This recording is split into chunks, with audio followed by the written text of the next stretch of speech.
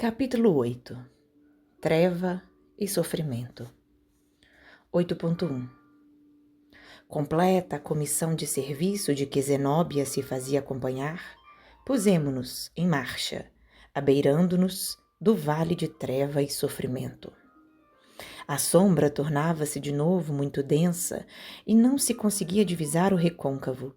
Frases comovedoras, porém, subiam até nós. Dolorosos ais, blasfêmias, imprecações guardavam a ideia de que vastíssimo agrupamento de infelizes se rebolcava no solo, embaixo. Os impropérios infundiam receio. Contudo, os gemidos ecoavam-se angustiosamente na alma. Certo, os demais companheiros experimentavam análogas emoções, porque a irmã Zenóbia tomou a palavra, esclarecendo. Os padecimentos que sentimos não se verificam à revelia da proteção divina. Incansáveis trabalhadores da verdade e do bem visitam seguidamente estes sítios, convocando os prisioneiros da rebeldia à necessária renovação espiritual.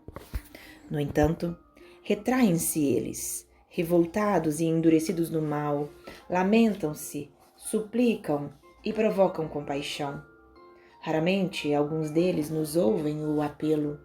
Às vezes, intentamos impor-lhes o bem. Entretanto, quando retirados compulsoriamente do vale tenebroso, acusam-nos de violentadores e ingratos, fugindo ao nosso contato e influenciação. 8.2. Embora o triste conteúdo da notificação, Zenóbia nola fornecia inflamada no espírito de serviço, a julgar pelo bom ânimo que transparecia de seus gestos e palavras.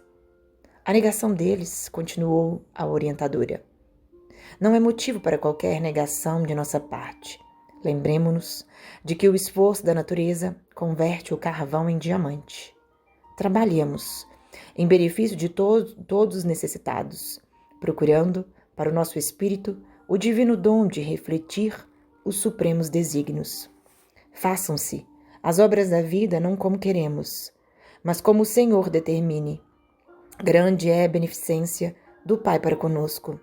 Repartamo-la em serviço de fraternidade e esclarecimento, na harmonia comum. Em seguida, 10 cooperadores, obedecendo-lhes as ordens, acenderam focos de intensa luz. Contemplamos, então, sensibilizados e surpresos, monstruoso quadro vivo. Vasta legião de sofredores cobria o fundo, um pouco abaixo de nossos pés. A rampa que nos separava não era íngreme, mas o compacto e enorme o lamaçal. Em face da claridade brusca, muitas vozes suplicaram socorro, em frases angustiosas que nos cortavam a alma. Outras, porém, faziam-se ouvir diferentes, vociferavam blasfêmias, ironias, condenações. Recomendou Zenóbia por necessário ao êxito de nossos trabalhos. Nos congregássemos todos em grupo exclusivo, de modo a infundir respeito e temor nas perigosas entidades que ali se misturavam aos infelizes, acrescentando: os adeptos da revolta e do desespero encontram-se igualmente aqui, compelindo-nos à severa atividade defensiva. São pobres desequilibrados que tentam induzir todas as situações à desarmonia em que vivem. 8.3. Em seguida, solicitou ao padre Hipólito dirigisse a apelo geral, em nome do Senhor, às vítimas do infortúnio, para que considerassem a necessidade da transformação íntima. O ex-sacerdote abriu o pequeno manual evangélico que carregava consigo e leu, na relação do apóstolo Lucas, a parábola do homem rico, que se vestia de púrpura, em regalada existência, enquanto o mendigo, chaguento, lhe batia, debalde, à porta da sensibilidade. Pronunciou alta e pausadamente todos os versículos, desde o número 19 ao 31 do capítulo 16. Logo após, enchendo o expressivo silêncio, destacou a sentença: lembra-te de que recebeste os teus bens em tua vida, constante, do versículo 25, e dispunha-se ao comentário, quando certos gritos blasfematórios chegaram até nós, ameaçadores e sarcásticos. Fora! Fora! Abaixo as mentiras do altar! Ataquemos de vez o padre! Estamos bem, somos felizes, não pedimos auxílio algum, não precisamos de arengas. Temos aqui o nosso céu, vão para os infernos. Os adversários gratuitos de nossa atuação não se limitaram ao vozerio perturbador. Bolas de substância negra começaram a cair ao nosso lado, partindo de vários pontos do abismo de dor. As redes! Exclamou Zenóbia, dirigindo-se a alguns colaboradores. Estendam as redes de defesa, isolando-nos o agrupamento. As determinações foram cumpridas rapidamente. Redes luminosas desdobraram-se à nossa frente. Material esse especializado para o momento, em vista da sua elevada potência magnética, porque as bolas e setas que nos eram atiradas detinham-se ali, paralisadas por misteriosa força. A diretora da casa transitória, afeita a ocorrências iguais àquela, fornecia-nos belo exemplo de firmeza e serenidade. Após organizar a defensiva, fez sinal ao pregador para que falasse. E o padre Hipólito, sobrepondo-se aos ruídos e insultos, iniciou o comentário com empolgante acento. 8.4 Irmãos, que vos prepareis para a recepção da luz divina. É o nosso desejo fraternal. Reúnam-se aqui várias centenas de infortunados companheiros em precárias condições espirituais, de alma esfrangalhada pela dor, vencidos de aflição, suportando inomináveis padecimentos, entregai-vos muita vez ao desalento, à rebeldia e ao desespero. Perturbada e desditosa, vossa mente não sabe senão fabricar pensamentos de angústia destruidora. Alegais que as forças divinas vos esqueceram no vale fundo das trevas, e de negação em negação transformai-vos gradativa e naturalmente em perigosos gênios da sombra e do mal, personificando figuras diabólicas e assediando indistintamente as obras edificantes dos mensageiros do Pai. Cruéis perversões interiores modificam-vos o aspecto fisionômico. Não vos assemelhais às criaturas humanas que fostes, repletas de dons divinos, e sim a imagens vivas das regiões infernais, infundindo compaixão aos bons, receio e pavor aos mais tímidos. Na lastimável posição mental a que vos conduzistes, e na qual muitos de vós outros perseverais apaixonadamente, sois tão autênticos demônios da perversidade e do crime que nem mesmo as vergastadas da dor conseguem modificar a boca disforme. Entretanto, sois nossos irmãos mais infelizes, aleijados do sentimento e do raciocínio, perdidos em dolorosos desertos da ignorância, não por falta de amor da providência celeste, mas pela própria imprevidência do descaso com que recebestes na terra todas as oportunidades de ascensão à esfera superior do Espírito Eterno. Por mais que nos expulseis de vossas congregações de sofrimento, nunca escasseará para convosco nossa sincera comiseração. Visitaremos a paisagem sinistra dos abismos quantas vezes se façam necessárias. Nunca nos cansaremos de proclamar a misericórdia excelsa do Pai, e jamais se mobilizará nossa mão fraterna no sublime serviço da semeadura do bem e da verdade. 8.5 As palavras injuriosas que ouvíamos antes desapareceram, pouco a pouco. A franqueza de Hipólito triunfara. O pregador falava com ardorosa eloquência e possuído de angélicos pensamentos, todo ele irradiava luz. Ante o respeitoso silêncio que o seu verbo inflamado provocara, prosseguiu comovendo-nos. Dominam-vos a inveja e o despeito, a maldade e o sarcasmo, quando não permaneceis aniquilados de supremo terror. Emites desordenadas paixões entre coros de ironias e lágrimas. Quase todos recebeis nosso concurso amoroso, reagindo impenitentes.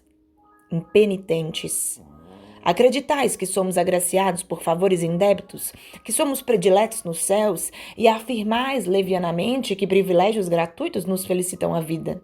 Oh, meus amigos, não vos falará porventura a inteligência da justiça indefectível que rege toda a vida? Somos também batalhadores a longa distância da última vitória sobre nós mesmos. Encontramo-nos, igualmente, no mesmo carreiro de redenção. Trabalhamos, lutamos, choramos e sofremos. Apenas diverge, de algum modo, a nossa posição da vossa, porquanto nós outros, que vos dirigimos a palavra tranquila e fraterna, já iniciamos o luminoso aprendizado do reconhecimento a Deus, nosso Pai, todo poder, justiça e misericórdia, agradecendo ao Cristo, divino intermediário, o ensejo de trabalho e realização no presente. Também sentimos saudades do lar terrestre e dos brandos elos afetivos que se movimentam agora muito distantes, experimentando, como vos acontece, o vivo desejo de regressar ao passado, a fim de retificar os caminhos percorridos. E quase sempre, debalde, procuramos aqueles que nos testemunharam amor, com o fim de beijar-lhes as mãos e pedir-lhes esquecimento das nossas fraquezas. Possuímos, todavia, a felicidade de compreender a extensão de nossos débitos e pusemo-nos, desde muito, a caminho do futuro Redentor. Penetrando a interpretação direta da parábola, Hipólito modificou o tom de voz e prosseguiu. 8.6 Qual de nós não terá sido, na crosta do mundo, aquele rico vestido de púrpura e linho finíssimo, do ensinamento do mestre? Exibimos a roupa vistosa e brilhante do eu egoístico, ferindo a observação de nossos semelhantes e vivendo o bendito ensejo de permanência nos círculos carnais, regalada e esplendidamente. Todos nós, que nos associamos nesta paisagem de dor, tivemos em derredor mendigos de afeto e socorro espiritual, mostrando-nos em vão as chagas de suas necessidades. Chamavam-se, eles, familiares, parentes, companheiros de luta, irmãos remotos de humanidade. Eram filhos famintos de orientação, pais necessitados de carinho, viadantes do caminho evolutivo sequiosos de auxílio que improficuamente se aproximavam de nós, implorando algo de reconforto e alegria. Em geral, lembrava-nos, sempre tarde, de suas feridas interiores, indiferentes ao menosprezo da oportunidade sublime que nos fora concedida para ministrar-lhes o bem. No justo instante a que se recolhiam no leito mortuário, multiplicávamos afetos e carícias, depois de haver gasto o tempo sagrado da vida humana entre a insensibilidade e a exigência. Desejavam os mais pobres que nós alguma coisa das migalhas de nosso permanente banquete de conhecimento e facilidades. Frequentavam-nos a companhia, quais crianças necessitadas de iluminação e ternura, e os próprios cães se inclinavam para eles, tomados de natural simpatia. Nós, porém, envaidecidos pelas próprias conquistas, encarcerados em clamorosa apatia, amontoávamos expressões de bem-estar, crendo-nos superiores a todas as criaturas integrantes do quadro de nossa passagem pela carne. Prisioneiros de nossas criações inferiores, a morte precipitou-nos no despenhadeiro purgatorial, semelhante ao tenebroso inferno da teologia mitológica. Envelhecida e rota a veste, rica da oportunidade, ao término do curso de aprimoramento espiritual no educandário terrestre, somos por vezes mais pobres que o último dos miseráveis que nos batiam, confiantes à porta do coração e para os quais poderíamos ter sido beneméritos doadores da felicidade. Viajores na travessia do rio sagrado da elevação, fugíamos de todos os companheiros necessitados, instituíamos serviços ativos de vigilância contra os náufragos sofredores. Estimávamos, acima de tudo, o bom tempo, as ilhas encantadas de prazer, a camaradagem dos mais fortes, para atingir a outra margem, humilhados e pesarosos, em terríveis necessidades do espírito, incapazes de prosseguir a caminho dos continentes divinos da redenção. Sejamos razoáveis, meus irmãos, reconhecendo que esse inferno é construção mental de nós mesmos. 8.7 O estacionamento, após esforço destrutivo, estabelece clima propício aos fantasmas de toda sorte.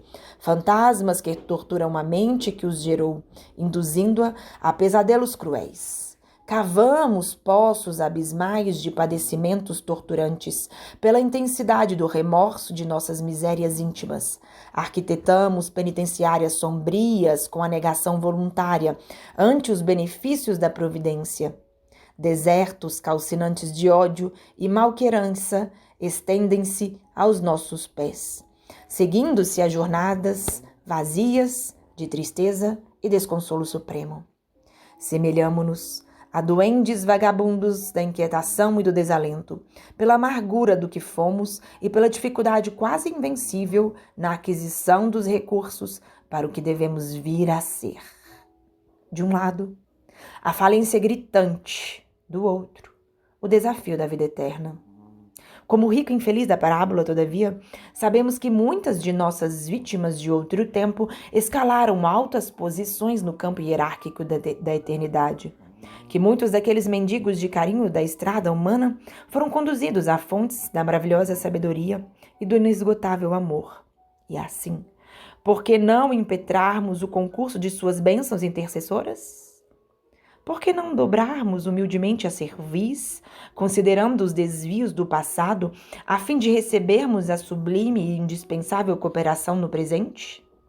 Sabemos, amigos, que muitos de vós outros padeceis, atormentados, a devoradora sede da água viva do Espírito imortal, que, aflitos e desanimados, neste vale de sombras, desejaríeis romper todos os obstáculos para a recepção de uma gota apenas do líquido precioso prometido por Jesus aos sedentos que a ele se devotassem de boa vontade.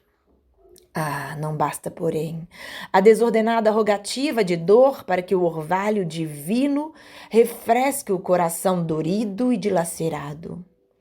Urge regenerar o vaso receptivo da alma enferma, alijando a poeira venenosa da terra, para que permaneça puro e reconfortante o rocio do céu. Imprescindível o sofrimento de função purificadora. Os desvarios mentais a que nos entregamos na crosta planetária são energias que presentemente se manifestam com a intensidade das forças libertas, depois de longo represamento. E daí, a intraduzível angústia da fome, da sede, da aflição e da enfermidade que muitos de vós ainda sentes, pela carência de conformação com as leis estabelecidas pelo Eterno Pai. 8.8. Pelo silêncio do ambiente, parecia-me que o padre Hipólito era ouvido com respeitosa atenção pelas inúmeras fileiras de sofredores ali congregados diante de nós. Após ligeira interrupção, continuou o pregador, bem inspirado. Nenhum de nós outros, os que apelamos para a vossa renovação, encontrou até agora a residência dos anjos. Somos companheiros em cujo coração palpita plena a humanidade com seus defeitos e aspirações. Compreendemos, contudo, o vosso tormento consumidor e trazemos a todos o convite de renúncia aos impulsos egoísticos, concitando-vos ainda ao reconhecimento devido ao Senhor e à penitência pelos nossos erros voluntários e criminosos do passado. Agradeçamos a misericórdia divina e, reunidos, peçamos ao Cristo entendimento de sua vontade sublime e sábia, com a precisa força para executá-la onde estivermos. Não roguemos, como o rico enganado da narração evangélica, qualquer vantagem para o nosso individualismo ou para o círculo pessoal de nossos interesses particulares, mas sim a compreensão suficiente, compreensão dos deveres que nos cabem, na atualidade menos venturosa, de acordo com as suas diretrizes salvadoras. E cheios de confiança nova, aguardemos o porvir em que a terra, nossa grande mãe, nos oferecerá, generosa, outras ocasiões fecundas de aprender e resgatar, santificar e redimir. 8.9. Nesse momento, o ex-sacerdote sustou por longos instantes a pregação, possibilitando-nos detido exame do quadro exterior. Longas filas de sofredores acorriam de todos os recantos, fixando-nos a claridade das tochas, a distância de 30 metros aproximadamente. Estendiam-se em vasta procissão de duendes silenciosos e tristes, parecendo guardar todas as características das enfermidades físicas trazidas da crosta, no campo impressivo do corpo astral. Viam-se ali necessitados de todos os tipos, aleijões, feridas, misérias exibiam-se ao nosso olhar, constringindo-nos os corações. Muitos deles, ajoelhados, talvez na suposição de que fôssemos embaixadores do celeste poder, em visita ao purgatório desditoso, mantinham-se em posição de supremo respeito. Embora deixassem transparecer na face angustiada indescritíveis padecimentos. De olhos ansiosos, falavam sem palavras do intenso e secreto desejo de se unirem a nós. Entretanto, algo lhes coibia a realização. Semelhavam-se a prisioneiros suspirando pela liberdade. Por que não corriam ao nosso encontro? Por que não se ajoelharam junto de nós, em sinal de reconhecimento sincero a Deus? Desejando penetrar a causa daquela imobilidade compulsória, compreendi, sem maiores esclarecimentos, o que se passava. Entre a multidão compacta e nós outros, cavava-se profundo fosso, e onde surgiam possibilidades de transposição mais fácil, reuniam-se pequenos grupos de entidades que se revelavam por sinistra expressão fisionômica. Não podia abrigar qualquer dúvida. Aqueles rostos agressivos e duros sustentavam severa vigilância. Que faziam aí semelhantes verdugos? Permaneceriam dirigidos por potências vingadoras, com poderes transitórios nas zonas das trevas? Ou agiriam por sua conta própria, obedientes a desvairadas paixões da mente em desequilíbrio? Recordei antigas lendas do inferno, esboçado na teologia católica romana, para concluir que a fogueira ardente, onde Satã se comprazia em torturar as almas, devia ser mais bela que a paisagem de lama, treva e sofrimento à nossa vista.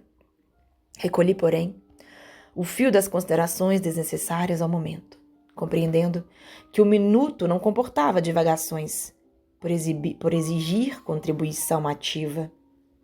8.10.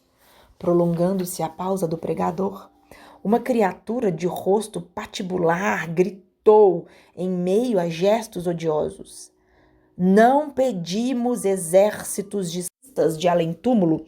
Viva o nosso movimento de destruição contra a velha ordem dos senhores e dos escravos.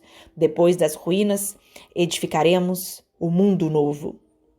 O menzarrão hirsuto, com todas as particularidades de um gigante, avançou até a borda do fosso, no outro lado.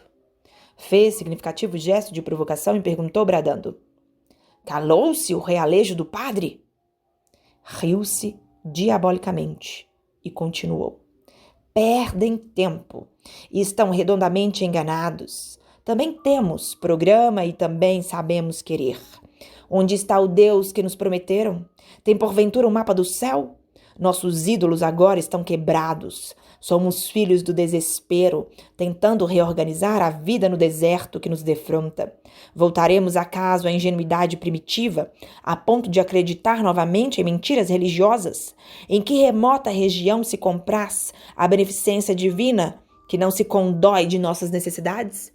Declaram-se felizes e proclamam a compaixão de um pai que não conhecemos. Viram-no alguma vez? 8.11. Fria gargalhada pontilhou suas últimas palavras, revelando-se forte impressão. O padre Hipólito respondeu: o conhecimento da divindade e o roteiro celeste serão encontrados dentro de nós mesmos.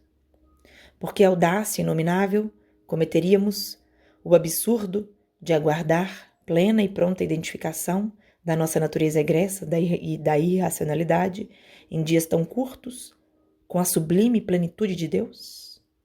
Como ombrear-se o batráquio com o sol? Em verdade, as religiões antropomórficas da crosta envenenaram-nos a mente, instilando falsas concepções de Deus em nossos raciocínios. Não podemos, todavia, culpá-las em sentido absoluto, porquanto a estagnação espiritual caracterizava-nos a todos. Quando os discípulos se integrarem efetivamente, de cérebro e coração renovados, no Evangelho do Mestre, será impossível a negativa interferência sacerdotal. O dogma, considerado imparcialmente, constitui desafio e castigo simultâneos. Desafio à inteligência investigadora e construtiva para que se dilate no mundo a noção do universo infinito e castigo às mentes ociosas que renunciam levianamente ao dom de pensar e decidir por si mesmos as questões sagradas do destino. Em toda parte, encontraremos a sabedoria operante e invisível do Senhor, estendendo-se em todas as minúcias da natureza. Calai, portanto, a vaidade ferida e o orgulho humilhado que vos ditam observações ingratas e criminosas. Detende-vos no santuário da consciência e não exigireis visões e revelações que não conseguiríeis suportar. Tomados, pois, de compaixão pela vossa rebeldia e infortúnio, rogamos ao Senhor, abençoe a esperança de quantos nos ouvem, famintos de suprema redenção, como nós, diante da grandeza inapreciável da vida eterna. Para outro público, as palavras do ex-sacerdote seriam vivas e convincentes, mas as entidades endurecidas e perversas para quem foram proferidas mostraram-se frias e insensíveis. Fizeram-se ouvir outras vozes em sinistro coro. Basta, basta! Fora, fora! 8.12. Todavia, entre aqueles que nos seguiam atenciosamente o serviço, contemplamos inúmeros rostos angustiados, revelando o pavor que os companheiros lhes causavam. Aumentaram-se-lhe os números. Verifiquei, porém, que não havia ali uma só criança. Apenas adultos, jovens e velhos de todos os aspectos. Notava-se que a dissertação de Hipólito lhes fizera enorme bem. Muitos deles vertiam pranto copioso. Contudo, impropérios e maldições cruzavam o espaço. Os malfeitores impenitentes não nos toleravam uma presença, e cada qual era mais fértil nas ironias selecionadas, com o fim de despertar humorismo sarcástico e desprezo na desventurada assembleia. A princípio, impulsos de reação afloraram-me no espírito surpreso. Não seria conveniente que nos organizássemos contra semelhante malta de criminosos? Não seria melhor saltar o óbito visível e arrebatar-lhe as vítimas indefesas? A nosso favor, contávamos com a volitação fácil, e as noções de caridade avivavam-me, justificando o instinto de reação. Perante nós, a algumas dezenas de metros viam-se mulheres desfiguradas pela dor, velhos e moços esquálidos e abatidos. Ninguém fugia ao doloroso aspecto de supremo infortúnio. Semelhavam-se a cadáveres em retorno inesperado à vida, depois de longa permanência no túmulo. Pensamentos de revolta cruzavam-se-me o cérebro. Por que razão Padre Hipólito não respondia à altura? Por que não punir aqueles sicários da sombra que denunciavam refinada cultura intelectual e vigorosa inteligência? Não possuímos suficiente poder para a repressão necessária? O assistente Jerônimo, percebendo-me o perigoso estado da alma, aproximou-se cautelosamente de mim e falou discreto. 8.13. André, extingue a vibração da cólera injusta. Ninguém auxilia por intermédio da irritação pessoal. Não assumas papel de crítico. Permanecemos aqui, na qualidade de irmãos mais velhos, no conhecimento divino, tentando socorro aos mais jovens, menos felizes que nós. Revistamo-nos de calma e paciência. Responder a insultos descabidos é perder valioso tempo na obra de confraternização ante o Eterno Pai. Hipólito não pode duelar verbalmente, nem a irmã Zenóbia autorizaria qualquer violência a estes infortunados, sob pena de relegarmos ao esquecimento sublime oportunidade de praticar o verdadeiro bem. Modifica a emissão mental para que te não falte a cooperação construtiva e guardemos a voz não para condenar, e sim para informar e edificar cristãmente. Reajustei o campo emotivo, rogando a Jesus, me conferisse forças para olvidar o homem velho que gritava dentro de mim. Com a invocação ao plano superior, por meio da súplica, instantânea compreensão brotou-me na consciência. Em verdade, como interpretar investidas de criaturas já de si mesmas tão desventuradas? Antes de tudo, necessitavam de amparo e compaixão. Não haviam recebido ainda, como acontecera a nós outros, a bênção da fé viva, da conformação aos desígnios da lei eterna, do reconhecimento das próprias necessidades interiores, por incapacidade espiritual. Blasfemavam e riam sarcásticas, desprezavam as dádivas da providência, injuriavam um mestre, esqueciam todas as considerações referentes à ordem divina e ao respeito humano. Quem éramos nós para convertê-las inopinadamente, se o próprio Senhor lhes tolerava, paciente e amigo, as palavras torpes, sem represálias individuais? Não lhes bastaria a limitação lamentável a que se entregavam? No círculo estreito do sofrimento e acoimados pelo desespero, não ultrapassavam a esfera de sensações grosseiras e intentavam inutilmente combater o bem. Verdade é que doía vê-los, oprimindo míseras entidades que se ajoelhavam sob nosso olhar, implorando ajuda e libertação. Entretanto, razões ponderáveis existiram, justificando a ligação entre algozes e vítimas. Razões que me escapavam naturalmente na hora em curso. Modificaram-se-me as apreciações do primeiro instante. Tomado de súbita piedade, notei que, ao serenarem as ironias dos maus e observando talvez que não transpunhamos o obstáculo em serviço de libertação, pintava-se na fisionomia dos sofredores confessos a mais pungente ansiedade. Pobre velhinha, que me pareceu desassombrada na fé, examinando os terríveis fatores circunstanciais, estendeu-nos os braços esqueléticos e, na sua antiga concepção religiosa, suplicou-nos. 8.4 Santos mensageiros de Deus, nosso Pai, dignai-vos retirar-nos do purgatório. Estamos torturados pelo fogo dos remorsos e pelos demônios que nos cercam. Por piedade, salvai-nos. Fortes soluços interceptavam-lhe a voz. Todavia, a venerável anciã continuou. Nossas faltas mal pagas na terra uniram-nos aos espíritos perversos do abismo. Somos pecadores necessitados da purgação, mas não nos abandoneis à própria sorte. Ajudai-nos em nome de Jesus, por quem vos suplicamos a graça da salvação. Errei muito, é verdade. Entretanto, meu espírito arrependido implora proteção. Sei que não mereço o descanso do paraíso, mas, ó emissários do céu, por quem sois, concedei-me recursos para resgatar minhas dívidas. Estou pronta. Procurarei aqueles a quem ofendi durante a vida terrestre, a fim de humilhar-me e pedir perdão. De mãos postas, a fitar-nos angustiosamente, concluía: Não me desamparareis, não me desampareis, não me desampareis. Mudou-se de algum modo o quadro. A valorosa pedinte encorajou os demais companheiros de infortúnio. Pelos méritos de São Geraldo de Magela, gritou um infeliz, revelando sua antiga condição de católico romano: libertai-nos daqui, salvai-nos do torvelinho infernal, socorrei-nos por amor de Deus.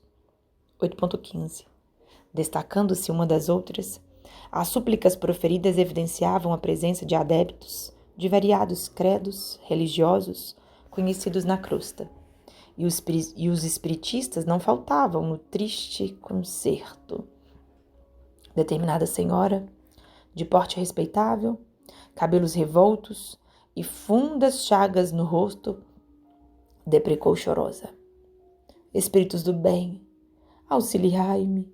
Eu conheci Bezerra de Menezes na terra, aceitei o espiritismo. No entanto, ai de mim, minha crença não chegou a ser fé renovadora. Dedicava-me à consolação, mas fugia à responsabilidade. A morte atirou-me aqui, onde tenho sofrido bastante as consequências do meu relaxamento espiritual. Socorrei-me por Jesus.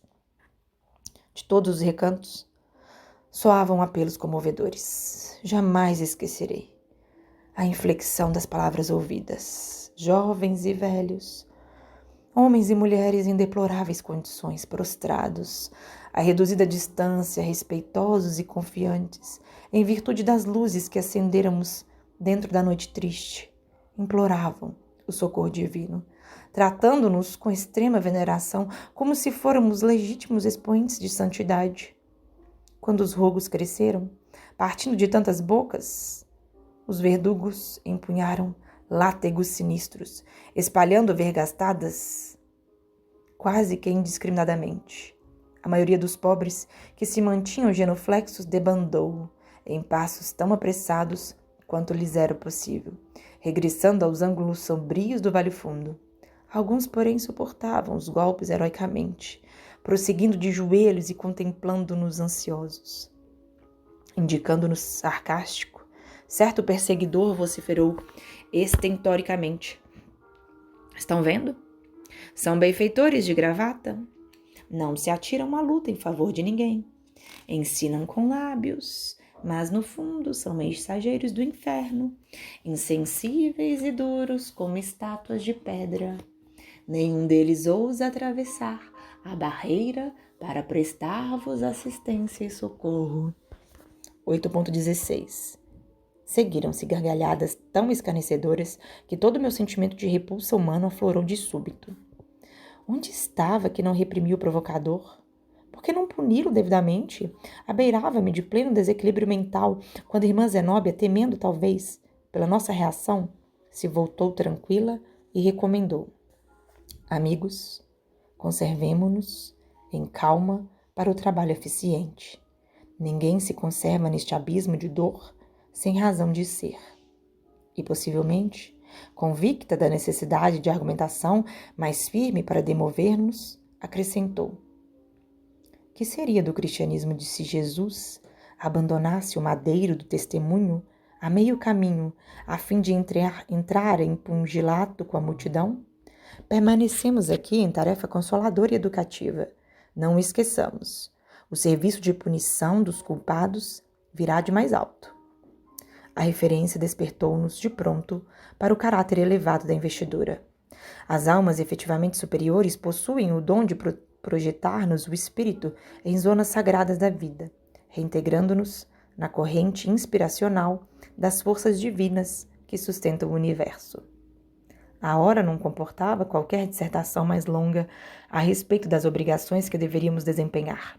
Sem perda de tempo, a diretora da casa transitória entrou em combinação com os auxiliares que havia trazido, desenrolando extenso material socorrista. Iam as providências em meio, quando vários grupos de infelizes tentaram vencer o obstáculo, ansiosos por se reunirem a nós, outros. Mas os verdugos, agindo, solertes, golpeavam-nos cruelmente, empenhando-se em luta para precipitá-los ao fundo do fosso tenebroso, do qual fugiam as vítimas tomadas de visível terror. 8.17. Ativa, delicada, Zenóbia determinou que fossem lançadas faixas luminosas de salvação ao outro lado, no propósito de retirar-nos o número possível de sofredores de tão amargurosa situação. Todavia, a ordem seguiu-se de odiosa represália. Os gênios diabólicos fizeram-se mais duros. Acorreram míseras almas aos magotes, buscando agarrar-se às extremidades resplandecentes, descidas na margem oposta, como bordos de acolhedora ponte de luz. No entanto, multiplicaram-se golpes e pancadas. Entidades perversas, em grande número, continham os aflitos prisioneiros, impedindo-lhes o salvamento, com manifesto recrudescimento de maldade.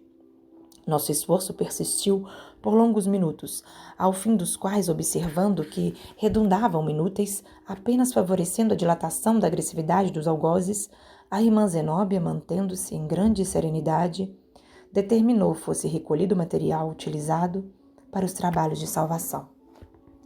As rogativas chorosas das vítimas casavam-se às frases injuriosas dos verdugos, confrangendo-nos o coração.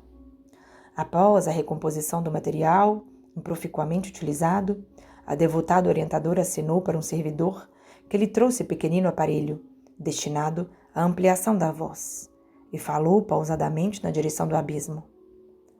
Irmãos, em humanidade, reine conosco a paz divina.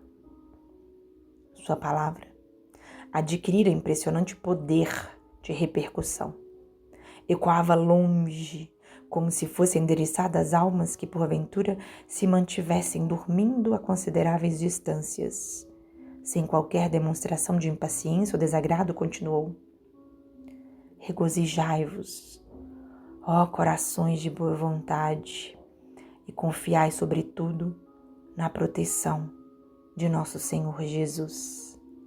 Dilaceram-nos vossas dores, tocam-nos de perto as incompreensões e sofrimentos a que vos entregastes, apartados da lei divina.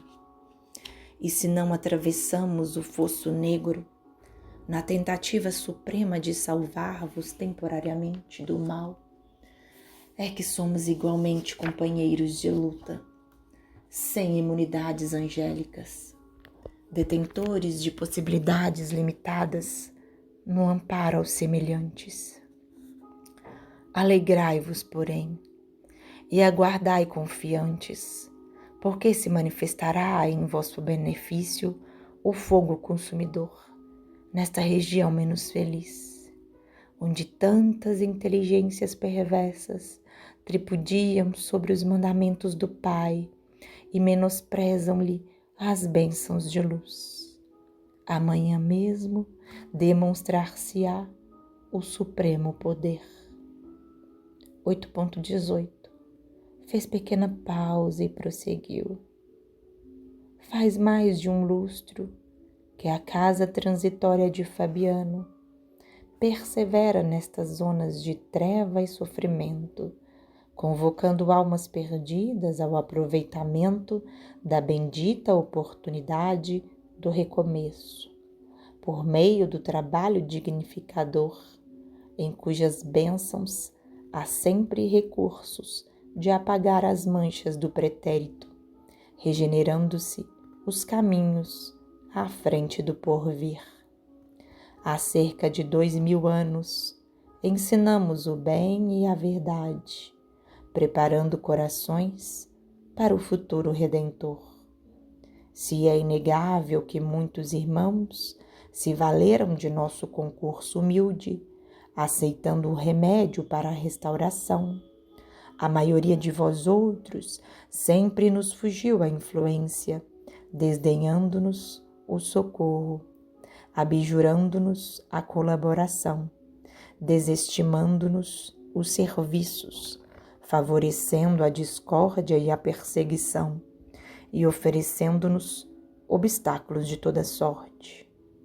Entretanto, meus amigos, o pouso de Fabiano ainda se coloca ao vosso dispor até amanhã, durante as primeiras horas. Ante a grave inflexão daquela voz, e considerando talvez o teor do aviso, calaram-se as bocas pervertidas e desequilibradas. Os mais perversos passaram a contemplar-nos, entre o receio e a interrogação. Depois de curto intervalo, Zenóbia prosseguiu, fundamente emocionada. Não lutamos corpo a corpo com a ignorância audaciosa e infeliz, porque a delegação que o Mestre nos confiou traça-nos deveres de amor e não de porfia. Fomos designados para ministrar o bem e lamentamos que irmãos horrivelmente desventurados nos ofereçam resistência, mergulhando-se no pântano da revolta pessoal. Não temos, porém, qualquer palavra condenatória. Os que tentam escapar às leis eternas são bastante infortunados por si mesmos. Amarga ser-lhes-á a colheita da triste semeadora. Gastarão longo tempo extraindo espinhos envenenados, introduzidos por eles próprios no coração. Porque combatê-los se estão vencidos desde o primeiro répito? A divindade? Por que torturá-los se permanecem perseguidos pelos fantasmas criados pela própria rebeldia e insensatez? O poderoso Senhor, porém, que ama os justos e retifica os injustos, fará com que amanhã surja neste céu a tempestade renovadora. O asilo de Fabiano receberá criaturas de boa vontade dentro das horas próximas. Todavia, será inútil procurar-lhe o socorro sem modificação substancial para o bem. Sofredor algum será recolhido tão só porque implore abrigo com os lábios. Nossa casa de paz cristã é igualmente templo de trabalho cristão, e a hipocrisia não lhe pode alterar o ministério santificador.